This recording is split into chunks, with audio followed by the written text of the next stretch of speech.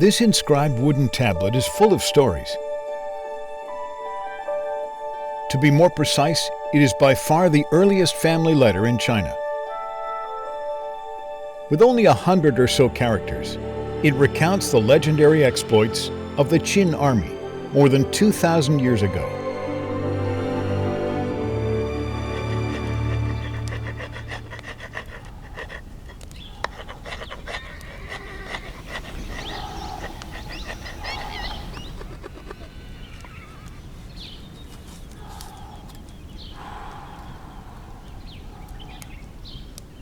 月辛4日，黑夫和金问大哥好，母亲身体还好吗？我们俩还活着呢。前些日子，因为作战我们被分开，线下又碰面了。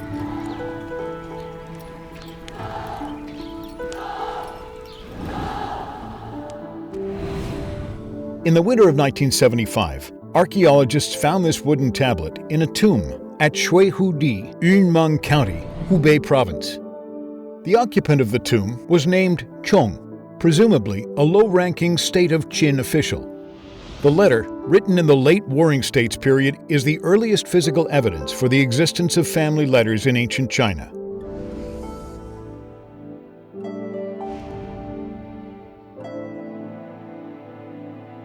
The person who sent this letter was a Qin soldier named He Fu. He Fu, on his own behalf, as well as that of Jing, his second brother, wrote this letter to Zhong, his eldest brother. 黑夫这回写信，还是要劳家里再寄点钱来，劳母亲再织几件夏衣来。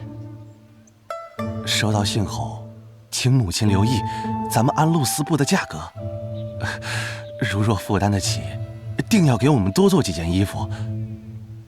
连同钱一起送来。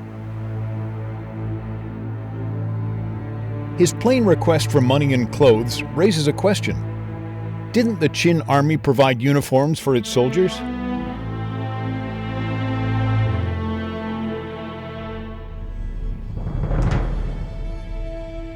The Qin terracotta warriors in Xi'an, Shaxi province showed thousands of soldiers wearing armor and shoes of uniform pattern. This attire was customized to create an exclusive military outfit.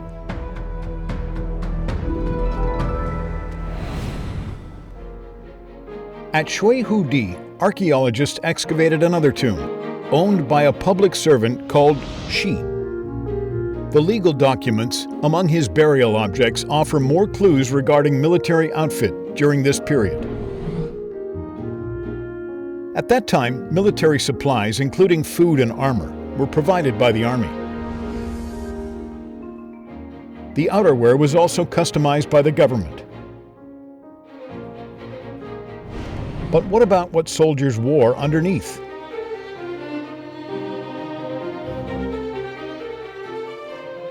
In Classic of Poetry, there's a famous verse, "Say you, you have no clothes to wear.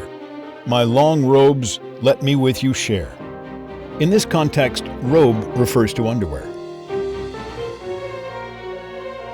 According to Qin Dynasty law, undergarments were not provided by the army.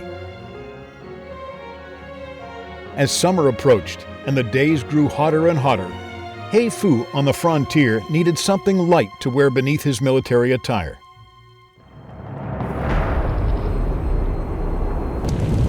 我们还在攻打淮阳。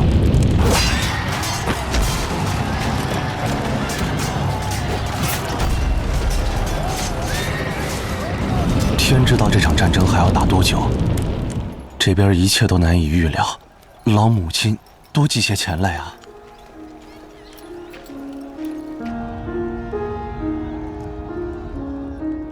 Where was Huaiyang located? Which battle did He Fu and Jing fight?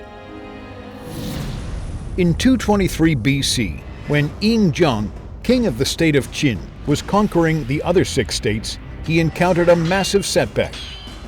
After defeating the states of Han, Zhao, and Wei, a young general named Li Xin led a Qin army of 200,000 to attack the state of Chu. It was a massive disaster for the Qin, resulting in the loss of almost all their troops. Ying Zheng, having no other choice, placed his hopes of unifying China on Wang Jian, an experienced general. Wang Jian informed the king that he needed an army of 600,000, almost all the male population fit for military service. For Ying Zheng, this was a war he simply couldn't afford to lose. Ever since the days of the Shangyang reforms, 100 years earlier, unification had been on the cards. Ying Zheng thought he was the man destined to make that unity a reality.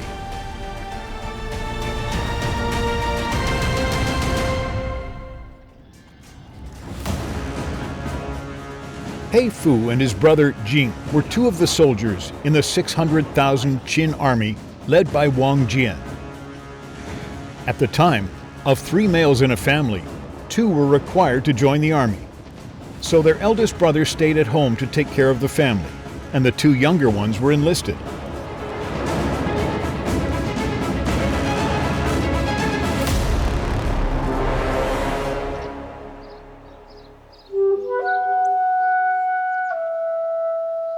收到信一定马上回复我。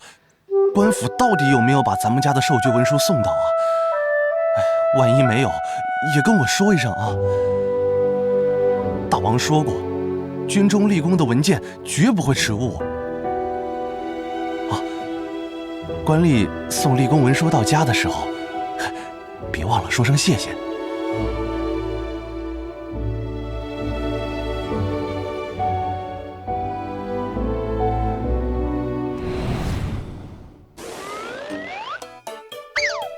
In the state of Qin, the most important way to climb the social ladder was by military achievement, which was granted according to the number of enemies a soldier killed. The Qin law code stipulated that any person with a military achievement be conferred the corresponding title of nobility, land, and salary. The title was inheritable.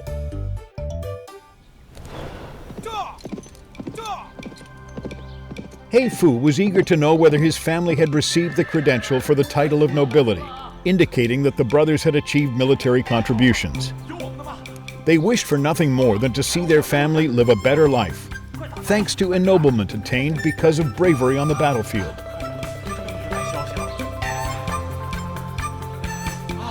信和衣服寄到大营，啊，地址不要弄错啊！带我们幕后姑姑、姐姐。 特别是问大姑姑好，金最惦记的还是他媳妇儿和苑儿。心腹要孝敬母亲，不要惹老人家生气啊。There is another wooden tablet in Zhong's tomb, which records the letter Jing wrote to his brother.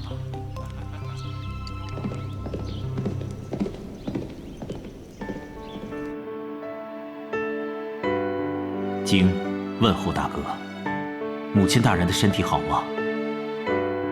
家里和睦相处，全靠大哥操劳了。经很惦记媳妇和苑儿，他们都好吗？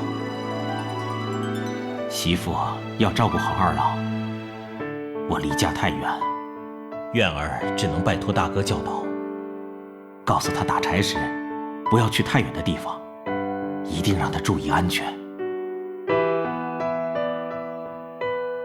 你们在祭拜神灵时，如果得到下签，不要惊慌，只是因为我身在叛城而已。 The content of the letter indicates that Jing's letter arrived home 6 months later than He Fu's. At that time, Huaiyang had been taken and they were encamped in the town. But since then, they had lost contact with the family.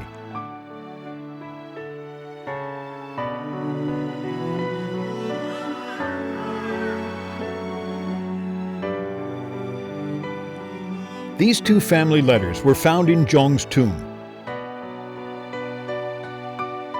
In ancient times, Chinese people believed that the soul of a person never perished, so they tended to place valuable items in their tombs. This indicates that these 2 letters mattered to Zhong very much.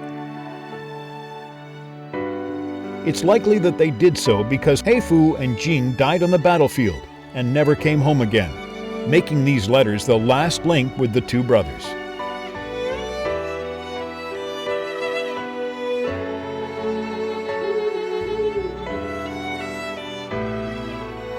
What comforted them is that the title of nobility they attained went into effect. Zhong and their family were thus able to live a better life.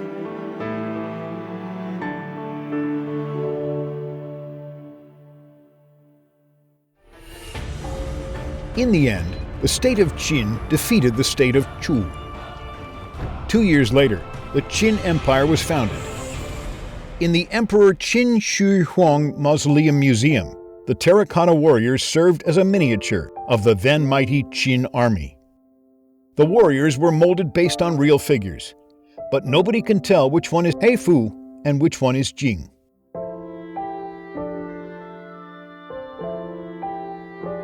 Heifu was supposed to have been a lad with a dark complexion, while Jing was reputed to be a reckless person with a loud voice. Soldiers like them, despite their indispensable contribution to the unification of China, remain nameless in historical records.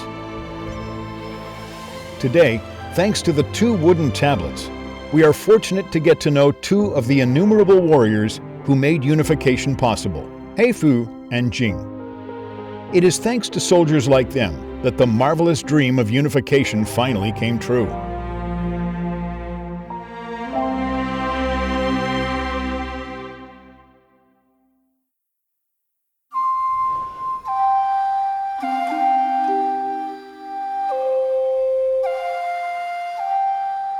What were the days like on the northeastern border of China more than 2,000 years ago? The north wind and the moon were the same as today's.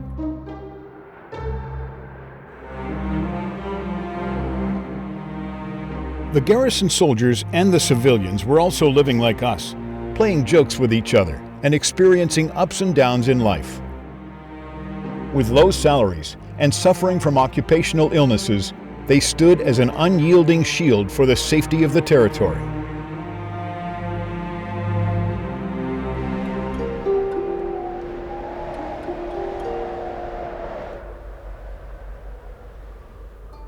幼孙，还有幼孙媳妇，你们都好吧？塞上的生活很是辛苦，暑天的时候，幼孙媳妇一定要留意衣食，在塞上务必谨慎行事。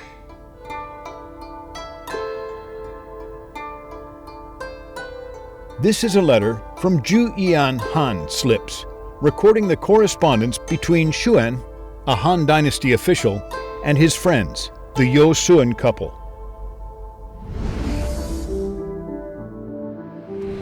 In 1930, archaeologists found over 4,000 wooden slips from the Han Dynasty in Jinta County, Jiuquan, Gansu Province. These wooden slips are mostly documents about border defense and agriculture, with a few items of private correspondences included. Xuan's letter is one of them. Because the excavated spot belongs to the ancient Juyian region, these wooden slips are referred to by historians as the Juyian Han slips. Over 2,000 years ago, in the times of Emperor Wu of Han, General Huo Qubing led a mighty army of cavalrymen to conquer the Juyian region. After defeating the Xiongnu nomadic confederation, the He-Shi corridor ceased to be an impediment. To prevent the comeback of the Xiongnu, Emperor Wu gave the order to build a wall along the Juyian region, send troops there, and establish an administration system. Besides, it marked the beginning of a nationwide wave of immigration, of which the destination was the Juyian region.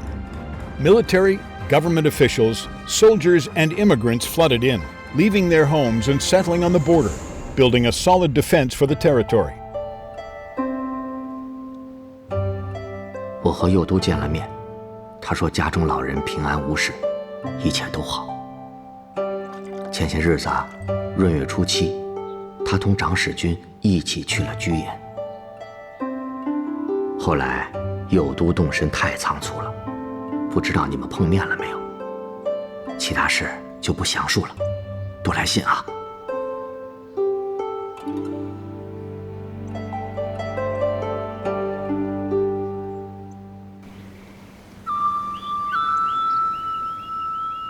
Yo Suan and Yo Du were brothers.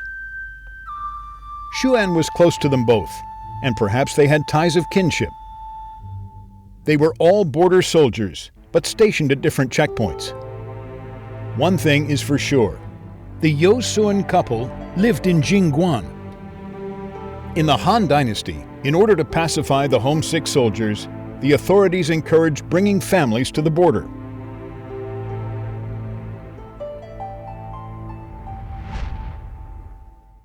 There were three types of border soldiers: beacon soldiers, peasant soldiers, and cavalrymen. The cavalrymen were the elite, constantly on the alert for possible Xiongnu attacks, and they were of the highest rank. The Han Dynasty cavalrymen were different from those in medieval Europe, who were by and large aristocrats. The Han cavalrymen came from ordinary families, but they were courageous, skilled in archery, and adept at horse riding.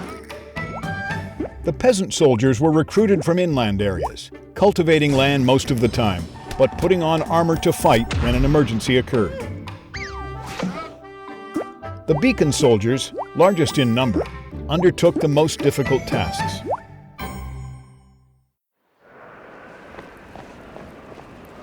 Yo Suan was a beacon soldier. A few of his ilk were stationed in a beacon tower. As the first line of defense for the state, they needed to keep alert at all times.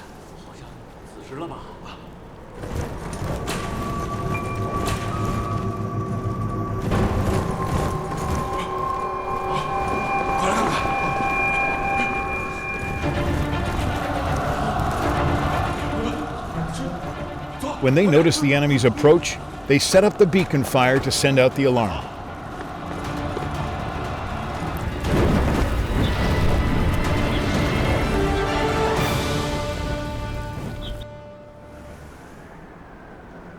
The weather on the border was harsh, scorching in summer and freezing in winter. Due to the inhospitable climate, the beacon soldiers were prone to illness. In the Juyan Han slips, there are many references to typhoid fever, and treatments for it are also mentioned. Besides this disease, another recurrent condition was patient swelling and festering in the belly, ribs, joints, legs, and feet. These symptoms indicate that scurvy was a problem for soldiers on the border. The Juyan region was composed of deserts and wasteland, so fresh fruit and vegetables were in short supply. Due to the lack of vitamin C, residents were prone to suffer from diseases such as scurvy.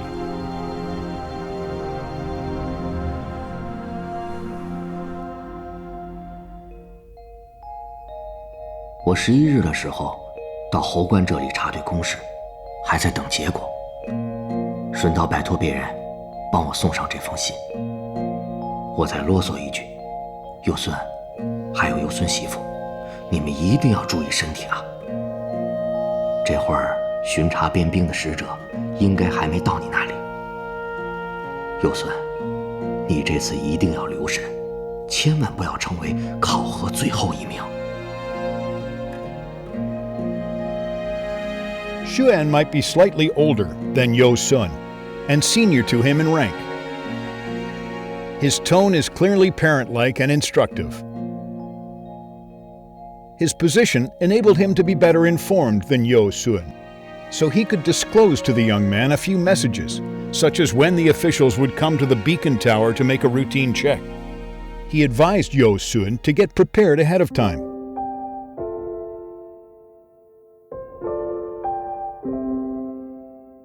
His words sound no different from the elders, exhorting youngsters in this day and age.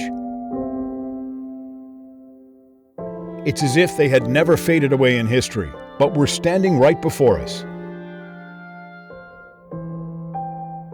An ancient letter brings back a memory from 2,000 years ago of life on a faraway frontier, casting daylight on history and bringing warmth to our hearts.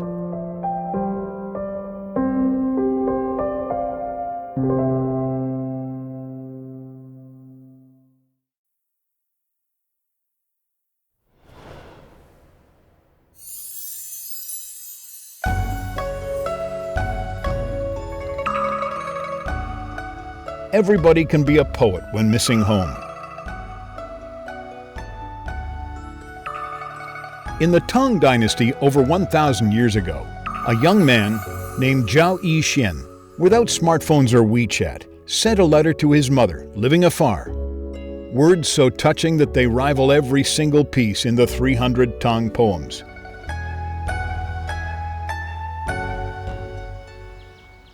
"阿娘，听说大哥官至云骑尉，我和居子很欢喜。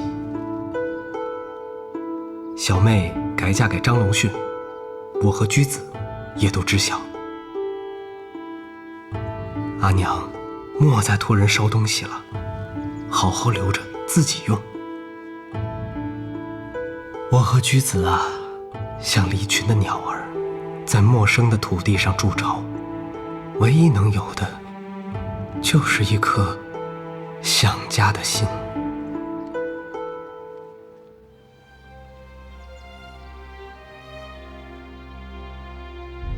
We are like stray birds that nest in alien lands. The only thing we have is a heart full of homesickness. In 646, Zhao Yixian put down his heartfelt feelings in Luoyang. Over 1,000 years later, this letter was excavated in a tomb in Turpan, Xinjiang, Uyghur Autonomous Region. The Astana Cemetery was where the residents of ancient Gaochang were buried, and Zhao Yixian's mother was one of them. The letter from her son was the most valuable treasure she would bring along with her to the other world. Luoyang and Turpan are more than 3,000 kilometers apart, an insurmountable distance in ancient times. Why did this young man leave his hometown and become a sojourner? Zhao Yixian's destiny had something to do with Gaochang, his hometown. Gaochang used to be a strategic city on the ancient Silk Road. In the era of Emperor Taizong of Tang, the ruler of Gaochang, Zhu Wentai, cut off the contact with Central Plains and monopolized commerce on the Silk Road. In 640, Emperor Taizong sent General Ho Junji to march westwards and finally recovered Gaochang. Gaochang was incorporated into the Tang's territory and renamed Shi Prefecture. The royal family of Chu was forced to be relocated to Central Plains. Zhao Yixian might have been a servant in the Chu's family, following his master to Luoyang. 生活虽然拮据，也还算有吃有穿。阿娘和大哥呀，千万不要忧心。不知何时才能再回到阿娘身边尽孝。哎，想到这些，不觉泪流满面。唯愿阿娘能够保重身体。6月20以后，家里的老老少少都还好吗？2位舅舅，2位姨母，身体还康健吗？哦，还有盛飞，6月以后怎么一封信都没见他寄来呢？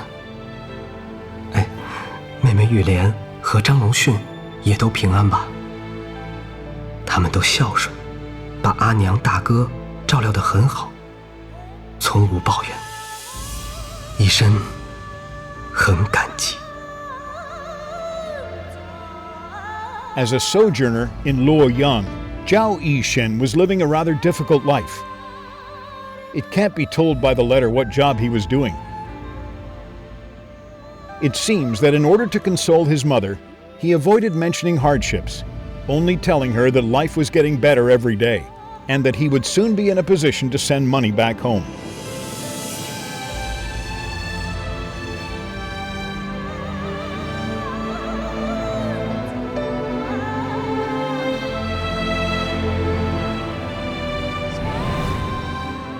After settling down in Luoyang, Zhao Yishen's correspondence with his mother never ceased. Even though the contents of the letters were always generally very much the same, they were comforting and heartwarming.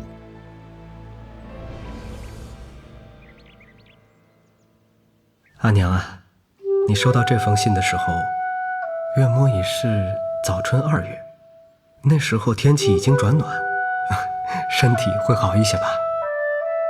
阿娘9月初5送出的信啊，我12月初3就收到了。听说嫂嫂和阿娘在一块儿生活，我实在是高兴得很呐。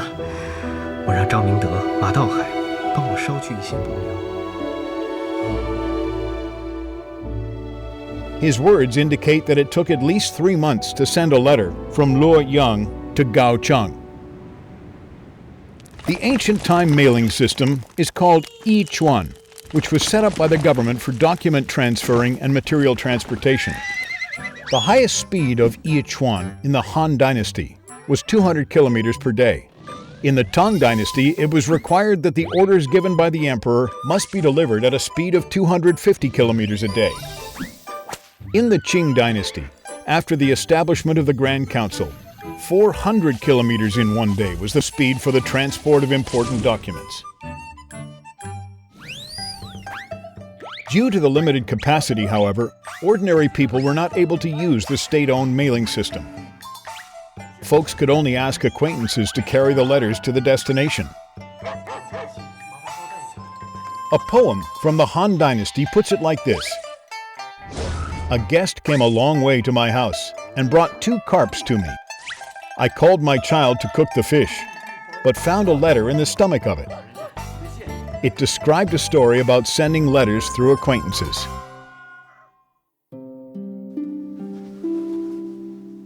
Zhao Yishen asked someone to bring a bolt of cloth to his mother, telling her to keep a portion for herself, and then divide it and give it to his sister and relatives accordingly. It is apparently that the cloth was among the little property he possessed.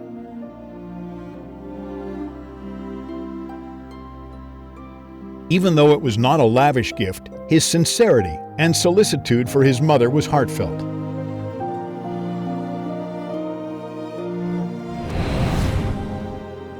A similar letter was excavated from tomb number 5. A young man named Li Huoji was also one of the migrants. Compared with Zhao Yishen, he was less of a devoted son. 父亲、母亲，我在这边一切安好。这些年得了2个孩子，如今一个4岁，一个2岁。妻子6月份又要生，不知是男孩是女孩。贞观20年7月，花7500文买了个湖币。贞观21年正月，又花钱盖了房子。手头实在是没钱，没能给父亲母亲捎去什么，我很惭愧。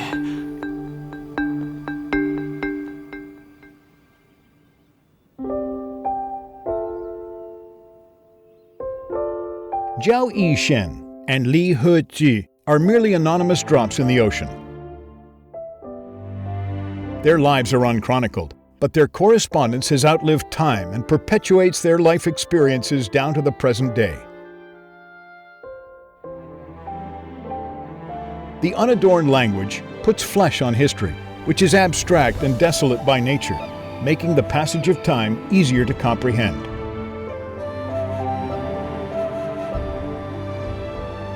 Perhaps Zhao Yishen returned to his hometown in later years.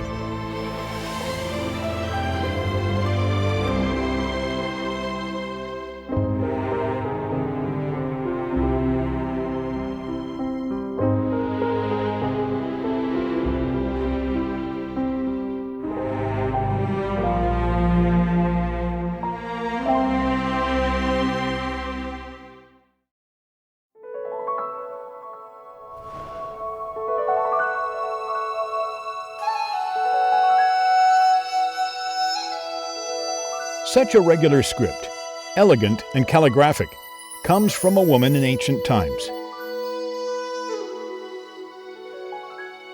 Her name is untraceable, but she signed as Arnyang-ju in her letters to her mother.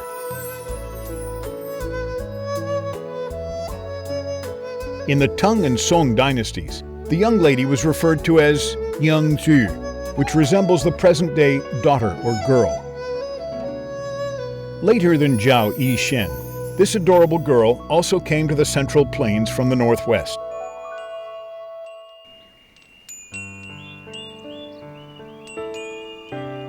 一离日久，思恋尤深。奈何万千山水阻隔，空惆怅，不觉夜幕将至。夏日炎炎，唯愿母亲万福。伤离别后，但求阿娘平安。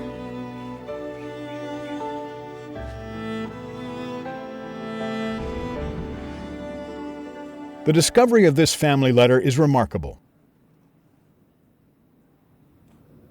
Before the People's Republic of China was founded, when Xu Zhengyao, a scholar, was examining ancient archives in Dunhuang, he accidentally found a special Buddhist script, on the back of which was written a letter.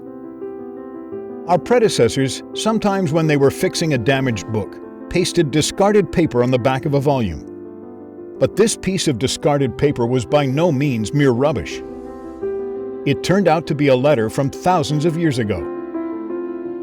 Such a neat handwriting and the sincere feeling she expressed immediately moved the scholar, who remarked, "This 1,000-year-old piece of paper was even more valuable than a precious jade ring." 从离开到闰3月7日，一切顺利。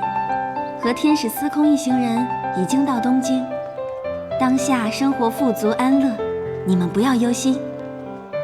炎热将至，希望阿娘和各位兄弟姐妹注意休息，仔细饮食，好生将养，莫要为我担心。From the letter, we can neither identify the date nor the time. The identity of Arnyang-ju and the time she was living in remains unknown. According to the font and the writing style, however, the letter might have been written in the Tang or Song dynasty.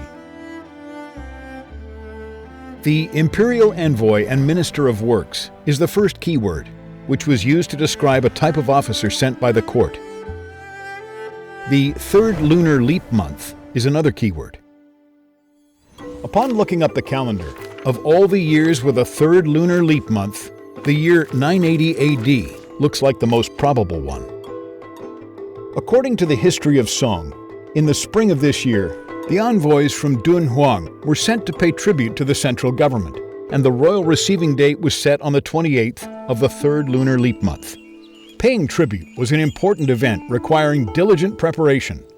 The date of writing was the 20th day after Arnyang-ju had arrived at the capital. It is possible that she came a long way to the capital, today's Kaifeng, accompanying her husband, who was an envoy. In the northern Song dynasty, it was common for envoys from the western regions to bring their families along with them. Female relatives, like Arnyang-ju, were major interviewees for official historians, providing them with details such as scenery and tales from exotic lands.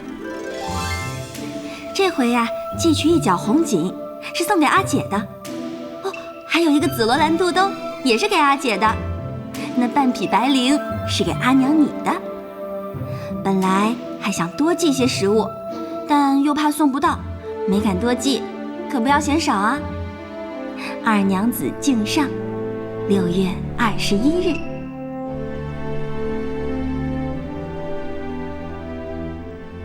Official documents and cloth were foldable and were often transported in a folded triangular shape. The mailing system was established for transferring government papers, so even though it had become well developed in the Sui and Tang dynasties, private items were barely allowed to be delivered by the mailing system.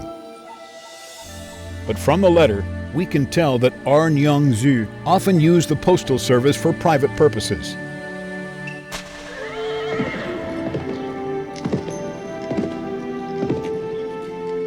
Such a change was credited to Emperor Taizong of Song, during whose rule government officials were allowed to use the system to mail their personal belongings as an addition to the official documents.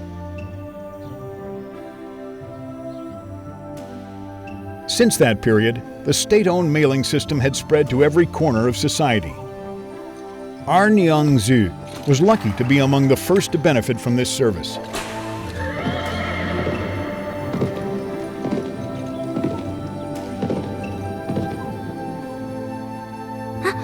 再多说一句，阿娘，前些日子我问过莫斯、怀珠2个小外甥，他们都乖吗？我另外呀还寄了2角红锦和一个小镜子，是给他们的礼物。The 2 kids, upon receiving the gift from their aunt, must have been overjoyed. The mother, who had heard from her daughter, must have been the happiest mother in the world. It remains a mystery why this letter drifted to the library cave for Buddhist scriptures. But such a coincidence has enabled us to catch a glimpse of the life thousands of years ago, and to get to know such a lovely girl named Nyangzu.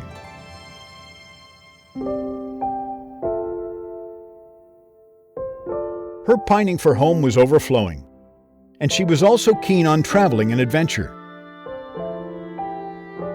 She must have been good at words, telling the official historians about the outlandish stories of the border area and the remote desert, leaving a colorful and vigorous trace in history.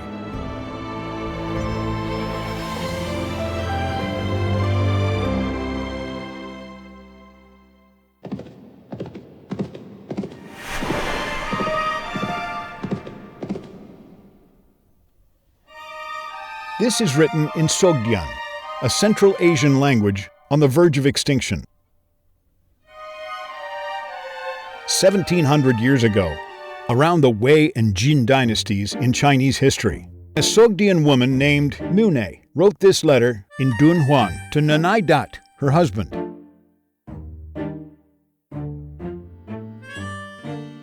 But Nanai-dhat didn't receive the letter.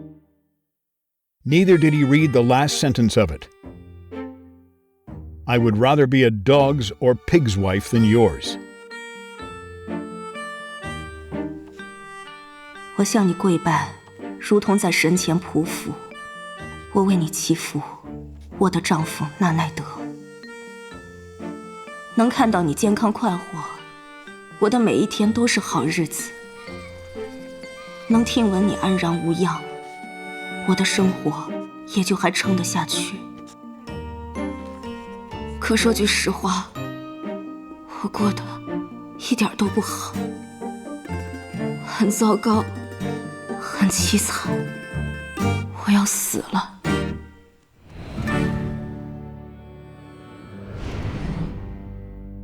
In 1907, British archaeologist Mark Orlstein discovered a postal package in the site of an ancient Chinese beacon tower dating back to the Han Dynasty.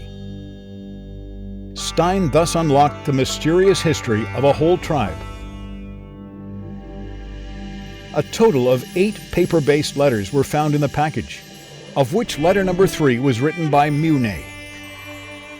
Scholars decoded the mysterious characters and ascertained that these letters were by far the earliest and most complete written records of the Sogdians.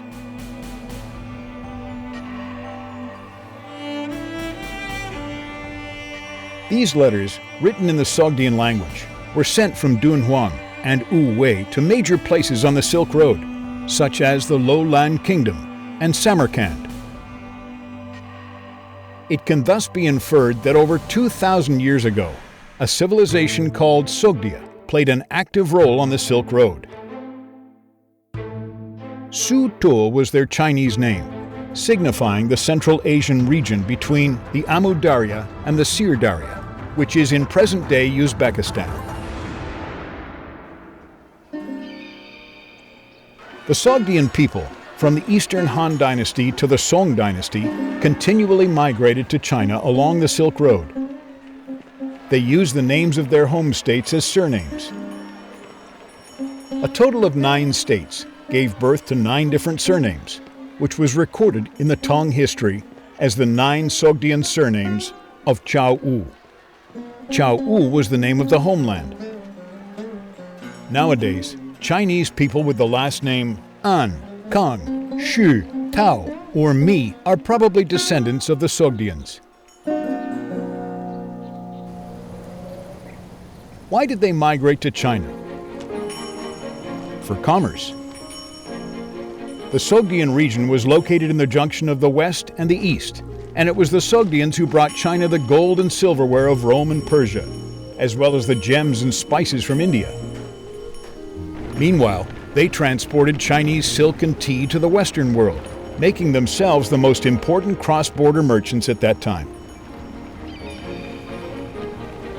Central Asia and China stand thousands of miles apart, yet the Sogdians, carrying their families and belongings, established various transfer stations along the Silk Road and settled down in different commercial centers. In around 310 AD, Miune and her husband, a Sogdian couple, went to Dunhuang as merchants. Nanai-dhat went to Lulan for a business deal but never returned to Dunhuang. 我一次又一次给你写信，却从未收到你的一封回信。对于你，我已经彻底失去希望。为了你，我困在敦煌整整3年。我去求萨宝，求他赏赐一些钱财给法克汗德，这样他就可以带我去找你。但法克汗德说：“我不是纳奈德的仆人。” 可别把钱给我。有过1次、2次，甚至5次离开的机会，但是他们拒绝带我走。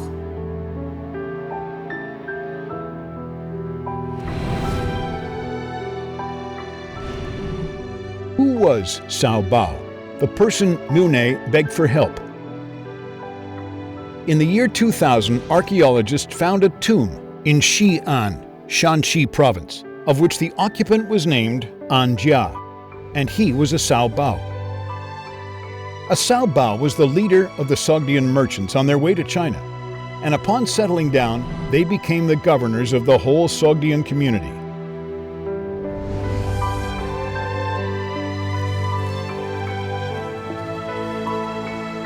法克汗德找不到了，妈妈和我背负了所有的债务，现在已经沦为奴隶。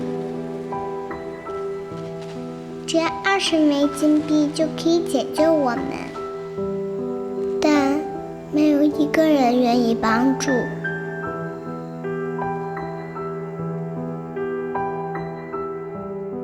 It was written by Cheyenne, Miune's daughter, in the corner of the letter. The husband's disappearance left the mother and the daughter helpless, struggling, and living a wretched life.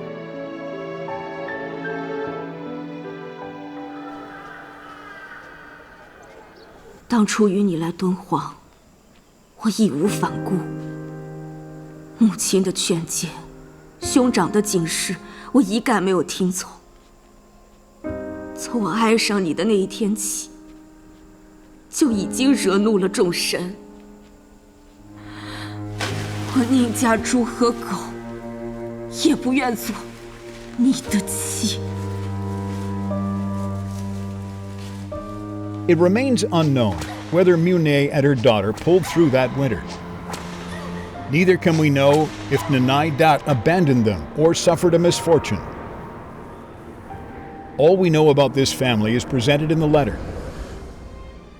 But it is because of these written records that we can feel the warmth of the Silk Road.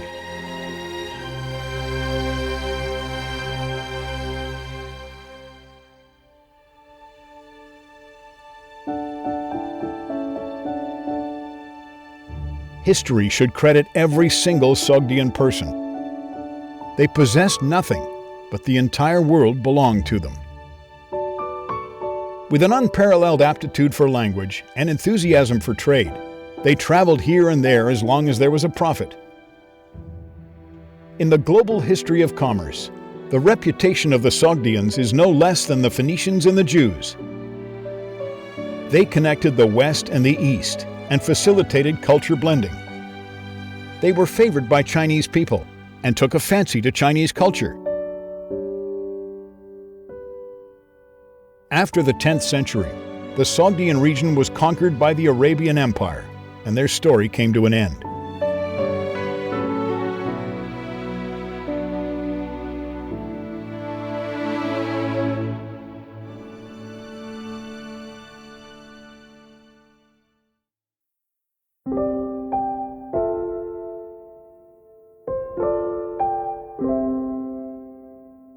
Death is inevitable for every mortal in the world.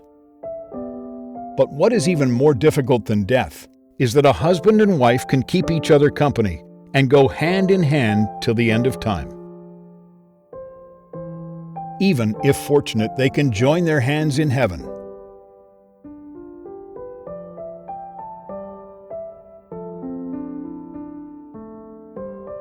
History has designed too many coincidences, such as sending us Mune's letter and telling us her story. She is just like us. She was born, lived her life, and left her own traces in this world.